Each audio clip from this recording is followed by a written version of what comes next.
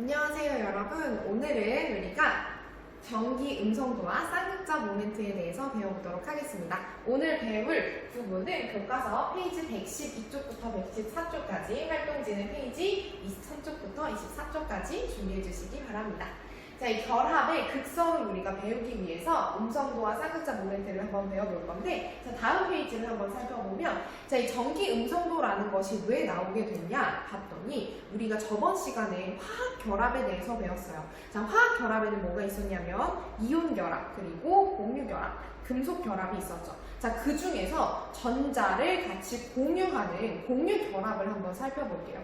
자, 공유 결합에서는 말 그대로 만약에 예를 들어서 H2라는 분자가 있을 때 H 수소 원자들의 전자를 하나하나씩 서로 공유를 하게 되죠. 자, 그래서 얘네들은 같은 원자이기 때문에 이 공유 전자쌍이 가운데에 위치하게 되어 있어요. 자, 그런데 이렇게 같은 원자가 아니라 다른 종류의 원자가 결합을 했을 때를 살펴봤더니 이 공유 전자쌍이 한쪽으로 치우치는 현상을 발견을 하게 된 거예요. 자, 그래서 이 치우치는 현상을 보고 어떤 원자들은 이 공유 전자쌍을 당기는 힘이 더 크구나라는 걸 알게 됐고, 그래서 그 전자를 당기는 힘을 전기 음성도라고 이야기를 해줍니다. 자, 그래서 같이 한번 읽어볼게요. 전기 음성도란 공유 결합을 형성한 두 원자가 이 공유 전자쌍을 끌어당기는 힘의 크기를 상대적으로 비교한 값을 이야기를 합니다. 자, 그래서 이 상대적으로 비교했기 때문에 기준을 정해야겠죠. 폴링이라는 사람이 플루오린을 4.0이라는 값으로, 전기 음성도가 4.0이라는 값으로 기준을 정해줬고, 플루오린이 가장 전기 음성도가 큰 값을 가지고 그것에 비해 상대적으로 나머지 원자들은 작은 값을 가지게 됩니다. 자, 그래서 이 전기 음성도를 우리가 한번 교과서에 있는 걸로 한번 살펴볼게요. 자, 교과서에서 이 전기 음성도가 한눈에 파악하기 쉽게 계단처럼 나와 있어요. 제일 큰 값이 보니까 플루오린이 가장 큰 값, 4.0을 가지는구나 라는 걸 알 수 있죠. 자, 그리고 얘는 상대적인 값이라고 했으니까 당연히 단위는 없습니다. 자, 그리고 여기 이 표에서 살펴봤을 때, 전기음성도 표에서 보면 몇 쪽 원소가 없어요. 자, 그쵸? 18쪽 원소가 없는 걸 확인을 할 수가 있는데, 왜냐하면 18쪽 원소들은 서로 공유 결합을 하지 않죠. 그러니까 이거 당기는 정도를 그냥 얘네들은 아예 제외하고 나머지 원자들을 가지고 이 전기 음성도를 비교를 해줍니다.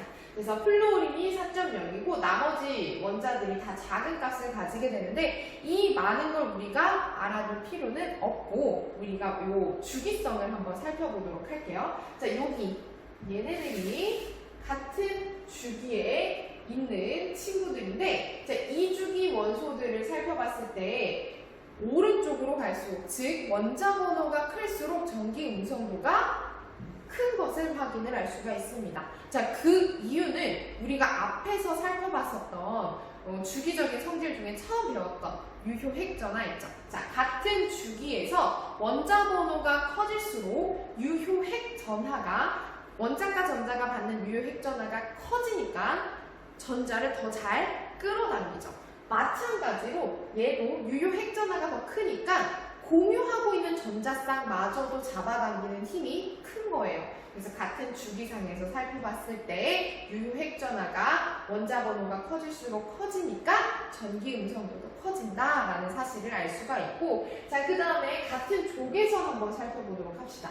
자, 같은 족에서 살펴보니까 아래로 내려갈수록, 즉 원자 번호가 커질수록 전기 음성도의 값이 줄어드는 걸 확인을 할 수가 있는데, 그 이유는 앞에서 살펴봤던 것과 마찬가지예요. 자, 아래쪽으로 내려갈수록, 즉 주기가 커질수록 전자 껍질의 개수가 많아지고, 전자 껍질의 개수가 많아진다는 뜻은 이 핵이 전자를 끌어당길 수 있는 힘이 좀 줄어들게 되겠죠. 자, 그래서 좀 멀리 있으니까 끌어당기기 힘들 거예요. 그래서 이렇게 주기가 커질수록 전자를 끌어당기는 힘이 줄어드니까 전기 음성도, 즉 공유 전자쌍을 당기는 힘도 작아지게 됩니다. 자, 그래서 이 많은 표 중에서 여러분들이 좀 특별히 값을 기억하고 있으면 문제를 푸는데 굉장히 도움이 많이 되는 친구들이 있어요. 그래서 그거를 이 표에 다음 표에 적어놨는데 잠깐 다시 교과서 잠깐 볼까요? 자, 교과서 보면은 2주기를 보면은 2주기에서는 왼쪽으로 갈수록 0.5씩 줄어드는 걸 확인을 할 수가 있어요. 0.5씩. 그래서 0.5씩 줄어드는구나 2주기에서는. 그리고 수소는 2.1이라는 것, 그리고 여기 염소는 아래로 내려갈 때는 마이너스 1만큼 줄어드는구나. 이 정도만 우리가 파악을 해주면 될 것 같아요. 자, 그래서 다음을 보면 여기에 그런 것들을 표시를 했죠. 그래서 그 중에서 선생님은 요 FON, 플로린, 산소, 질소, 폰이라고 선생님은 예전에 외웠었어요. 그래서 얘가 가장 크고, 그 다음 산소, 그 다음 질소. 요 정도가 결합에 많이 사용되면서 전기 음성도를 가지고 따져주기 때문에 이렇게 선생님은 생각을 했는데 요 정도, 여기 나와 있는 정도만 여러분들이 전기 음성도의 값을 살펴주면 될 것 같아요. 기억해주면 좋을 것 같아요. 그래서 전기 음성도의 비교를 보면은 대체로 금속 원소는 2.0보다 작은 값을 가지고 비금속, 오른쪽에 있는 비금속 원소는 2.0보다 큰 값을 대부분 가지는구나. 이렇게 알고 넘어가시면 되겠습니다. 자, 그러면 다음을 보면 자, 이 전기 음성도에 따라서 공유 결합에서 인력이 차이가 나는데 자, 여기 한번 우리 같이 읽으면서 이해를 해보도록 할게요. 공유 결합에 참여한 주 원자의 원자 핵은 이 공유 전자쌍을 차지하기 위해서 경쟁을 하고 이 공유 전자쌍은 두 개의 핵으로부터 서로 다른 방향으로 인력을 받게 됩니다. 자, 근데 만약 한쪽의 원자 핵이 전자를 잡아당기는 능력이 뭐가 크면 공유 전자쌍을 잡아당기는 능력이 그렇죠. 전기 음성도가 크면 그 원자 핵의 방향으로 전자가 쏠리게 돼요. 자, 그래서 교과서에 있는 그림을 한번 살펴보면 자, 교과서에 있는 그림에서 여기에 수소 원자 같은 원자인 경우에는 가운데 이 전자쌍이 어느 쪽으로도 치우치지 않아요. 자, 하지만 다음 그림을 보면 자, 여기에 수소 원자랑 그리고 염소 원자가 있습니다. 얘네 둘이 공유 결합을 하게 되는데 자, 이 가운데 있던 이 전자쌍들이 어느 쪽으로 치우치게 되냐면 염소 쪽으로 치우치게 돼요. 자, 염소는 우리 전기 음성도가 몇이었냐면 3.0이었고 수소는 2.1이었어요. 그러니까 이 전자쌍을 잡아당기는 힘이 전기 음성도의 값이 염소가 더 크기 때문에 이쪽으로 부분적으로 마이너스적인 성질을 띠고 수소는 부분적으로 플러스 성질을 띈다라고 이렇게 표시를 해줍니다. 이 표시는 뭐냐면 델타, 마이너스 이런 식으로 쓰는데 이거는 부분적으로 마이너스를 띈다라는 거를 표시하는 기호라고 생각을 해주면 되겠어요. 앞으로 계속 살펴보게 될 겁니다.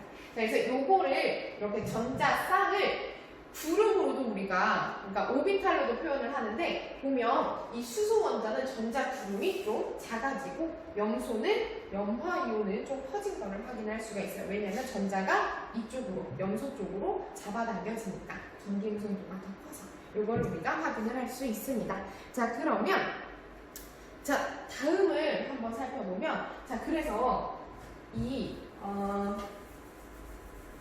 자 수소 같은 경우에는 아까 잡아당기고 있는 정도가 즉 공유 전자쌍을 잡아당기고 있는 정도가 똑같기 때문에 어느 쪽으로도 플러스나 마이너스적인 성질이 나타나지 않았죠. 하지만 공유 결합을 함에도 얘가 전자가 한쪽으로 치우쳐서 부분적으로 플러스, 부분적으로 마이너스 성질을 띠게 되는 그런 극을 띠는 애들이 있었어요. 자, 근데 만약에 한 원자가 이 공유 전자쌍을 잡아당기는 힘, 즉 전기 음성도가 매우 크고 하나는 매우 작다면 이 공유 전자쌍이 어떻게 될까요?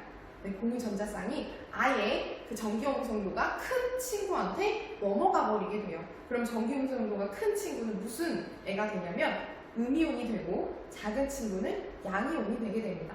즉 우리가 앞서 살펴봤던 화학 결합, 즉 이온 결합이랑 공유 결합을 결정 지어주는 친구가 누구냐면 바로 이 전기 음성도예요. 자, 이 전기 음성도의 차이가 굉장히 크게 되면 무슨 결합을 하게 되냐면 이온 결합을 하게 되고, 이 전기 음성도의 차이가 아주 적으면 비극성 공유결합 혹은 무극성, 극을 띠지 않는 공유결합을 하게 되고, 그것의 중간값을 가지게 되면 극성 공유결합, 공유결합을 하기는 하지만 그 전자가 한쪽으로 치우쳐져서 극성을 띠게 되는 극성 공유결합을 하게 됩니다.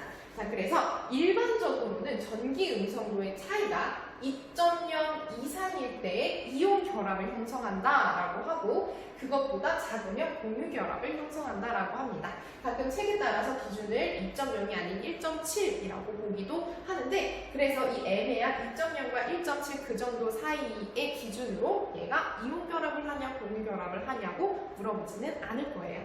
자, 그래서 여기 우리 활동지에 있는 거를 한번 살펴봤는데, 자, 오른쪽에 활동지 오른쪽에 보면 이것도 있어요. 자, 이거는 무극성 공유결합, 요거는 전기 음성도가 같기 때문에 어느 쪽으로도 치우치지 않아서 공유전자쌍이, 그래서 얘는 무극성 공유결합이라고 하고, 그리고 전기 음성도가 다른 두 원자 사이의 공유결합은 극성 공유결합, 즉 한쪽으로 치우쳐져서 극의 성질을 띠는 공유결합을 하게 됩니다. 자, 그래서 우리가 극성 공유결합을 하고 있을 때, 즉 공유결합을 하고 있되 그 전자쌍을 잡아당기는 힘이 전기 음성도의 차이가 나서 한쪽으로 치우쳐지게 되면은 이런 식으로 극이 생기게 되죠. 자, 그럴 때 이 한 분자 내에서 전하가 분리되는 것을 우리는 쌍극자라고 이야기를 하고, 이 분리되는